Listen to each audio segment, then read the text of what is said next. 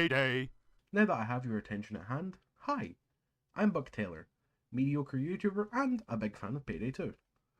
I may be known for challenge running nowadays, at least I think so, my fall off has been insane, but I used to make Payday 2 content back in the day. From bad attempts at stealthing to copying a YouTuber's gimmick. I did it all. Today I thought I would try something a little different. Now that Payday 2's corpse has been resurrected again like some puppet controlled by an eco-friendly necromancer, I have decided to purely dedicate my time into reviewing stuff. Stuff that people have reviewed time and time again. This is Armoured Transport.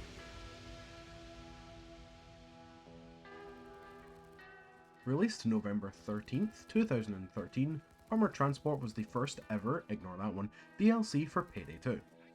For a measly £1.69, you get 6 heists, a primary, 2 secondaries, a sight usable on any weapon that can use it, 4 masks with 4 materials and 4 patterns, and 11 achievements. I'll be ranking this DLC out of 5 for 4 categories: heists, weapons, customization, and achievements.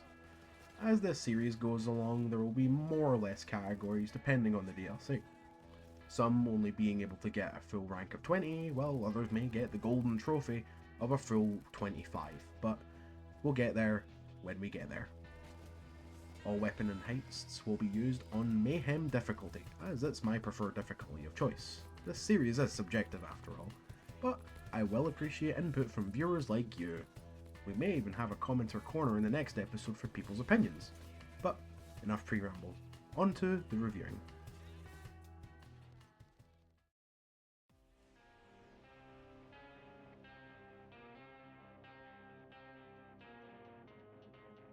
Five of the 6 heists follow the same general beat.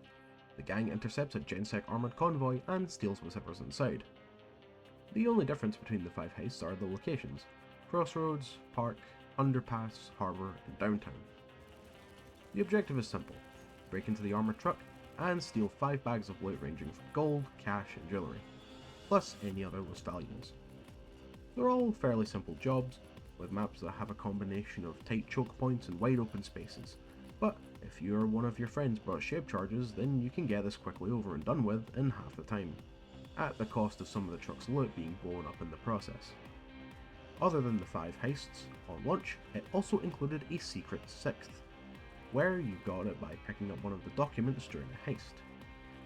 Transport Train Heist tasks you with opening up 3 train cars to steal a prototype turret and its ammunition. It can be tackled in stealth or in loud. Both options are equally as annoying, but I decided to tackle it in loud. It was a slog, taking 30 minutes to finish and having to move a whopping 23 bags of loot. But it's supposed to be a challenging surprise. Plus, you do steal the Team Fortress 2 sentry gun, and if that's not its own reward, I don't know what is. I'll give the heist a reasonable 3.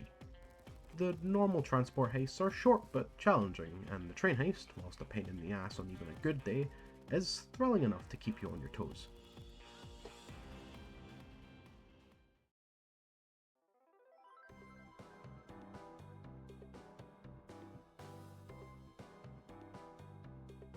One primary and 2 secondaries dropped with this DLC, plus a scope, so let's cover the least impactful. The See More site is based on a See More RW series red dot. It's a standard 1.5 times zoom sight, with -1 concealment and +4 stability. Is it anything special? Nope, but it looks nice. Onto the weapon you'll most likely be attaching it to, the Commando 553. Based on the SIG SG552-2, the Commando is a highly concealable light rifle with mid-level stability available at level 0.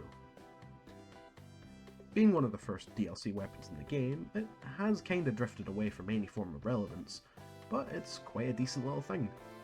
With good enough skill point investment and weapon mods, you can easily achieve 100 stability and 70 accuracy, at the cost of tanking the concealment. It was highly effective during the heists, and with its high ammo pickup and speedy reload, it kept itself topped up at all times. Next, one of the secondaries, the Swedish K.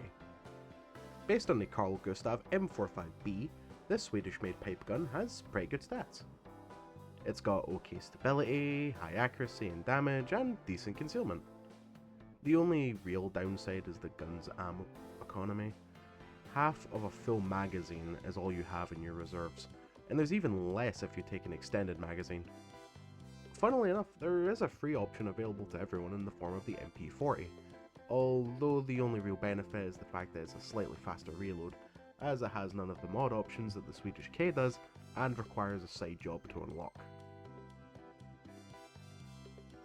And finally, the Gruber Kurz, based on Walther PPK-S. This low damage, high concealment pistol is a decent sidearm for stealth players without other DLC. However, that's where the benefits end. Its stats are the exact same as the Burn 89, the M13, the Shimano Compact, and the Crosskill Guard, and lacks the modability of some of those options. Still, the only reason you would actually use it is if you like it, and I can't beat personal taste. And, first time of this happening, welcome to a new segment that I like to call Gun Facts. Equipping the Gruber Kurz with the long slide turns it from a Walther PPK-S into a regular Walther PP, the KS having the frame of the original whilst having the barrel of the PPK. The Gruber part of the name is a reference to Hans Gruber from Die Hard, as he was originally supposed to use a Walther PPK before it was changed to a H&K P7M13, which appears in Payday 2 as the previously mentioned M13. And finally, the name is incorrect. Kurz is the German word for short, usually put on a gun's name as a signifier of a short barrel, like the MP5 and the MP5K. For the Walther PPK and the PPK-S, the K instead stands for criminal, as it was issued to the German police's Criminal Investigation Division. I'll give the weapons a solid 4. There may be better options for players, but I think these are fun regardless. Besides, what's wrong with a little space in your armory?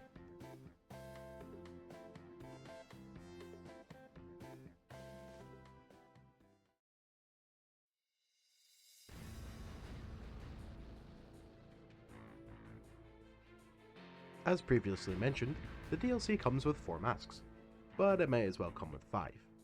The Hockey Heat is free to anyone who joined the Payday 2 Steam group, and was released alongside and heavily featured in the DLC's advertisements. It's a direct and massive nod to Heat, as is this entire DLC, but I think this is one of Payday 2's better masks, as it's one of the few flat, featureless masks in the game. Sadly, it didn't come with the DLC. Instead, you get access to the 37th, the 42nd, the 43rd, and the 44th. Rather than being a homage to Heat like the other mask was, these 4 are a semi-modernised homage to Point Break and the ex-presidents, being masks modelled off of Richard Nixon, Bill Clinton, George W. Bush, and Barack Obama. These are certainly masks that you can wear. They certainly take materials and patterns. I personally don't like these, but if you like them, that's great. More power to you. The materials and patterns that come with the DLC are a lot better in my opinion.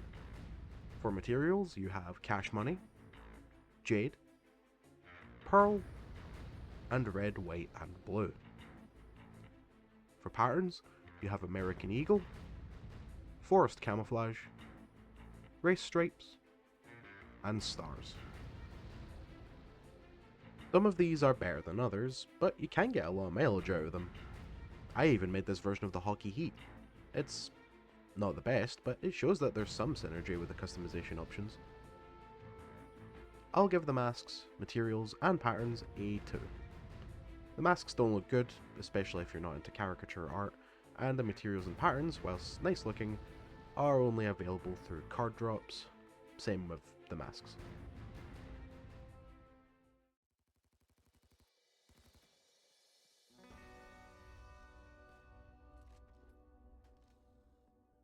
Payday 2 is known for its downright ludicrous amount of achievements, and some of these you can only get by buying the DLC. Armored Transport is no different and comes with 10 unique ones. License to Kill requires 378 kills with the Gruber Kurz. Whilst being a cheeky reference to James Bond and his kill count up to Quantum of Solace, With the amount of spawns on each heist in this pack, you can get this fairly easy. You'd just be sick of the Gruber after a while. I'm not a crook. I did not have sexual relations with that dozer. Fool me once, shame on you. Fool me, you can't get fooled again. And affordable healthcare require the player to kill 69 snipers with a commando, trade 7 civilians, kill 95 shields with the Swedish K, and deploy 61 doctor bags, all whilst wearing the respective presidential mask. These achievements, unless you download a mod that lets you buy masks for continental coins, are insanely luck dependent, and after you get them, they're still insanely grindy. I'm not a crook and can get fooled again, or at least easy, since it's something you do during a heist. Granted, not all heists have snipers, but it's only a select few. Affordable healthcare would require you to play 30.5 heists to deploy your medic bags. Luckily, this is cheesed by going into a heist, masking up and deploying your bags, and then restarting, but doing that 30 times, it's a bit tedious. And I did not have sex with that dozer is the most annoying. The others are easy. There will always be snipers, there will always be shields, you're always given doctor bags to deploy, but trading civilians, unless you play with another player or get really lucky with having your invincible crew AI go down, then you will barely see a hostage trade screen. After those 5, which require the DLC, the other 5 technically don't. I do what I do best. I take scores requires you to beat 15 armored transport heists on overkill whilst wearing the hockey heat mask. Fairly easy, but just a bit tedious. We're gonna need a bigger boat, requires you to secure 20 bags of sentry ammo during the train heist. This used to be a challenge when the requirement was 40 and the bags exploded due to a light breeze, but nowadays it basically just asks you to finish the heist. But wait, there's more, requires you to find the train plans during a transport heist. If you liked it, you should have put a ring on it, requires you to steal 9 bags of gold during a transport heist, and let them watch, requires you to finish the train heist without killing any snipers. Possible if you cause the heist to go loud and stealth while the escape was available, otherwise requires full team coordination. There is also the difficulty completion achievements, and considering there's 6 heists and 8 difficulties, that means there are 48 achievements related to difficulty. I'll give the achievements a 3. Whilst a lot of them are grindy, the sheer amount of the achievements you get from completing heists is worth it for anyone looking to get the Immortal Python, although a bigger number is all you're going to be getting, as the achievements don't award you with anything, not even the masks that come with the DLC. 3, 4, 2, and 3. That brings the final ranking of 12, and a spot on what would be C tier. The Armored Transport Pack is a relic from an era long gone, but despite its age, it still has some value. Either in or out of a sale, it's a steal, no matter what. Next time, we'll be tackling the first Gauge Weapon Pack, and I hope to see you there. Take care, and keep those helmets flying.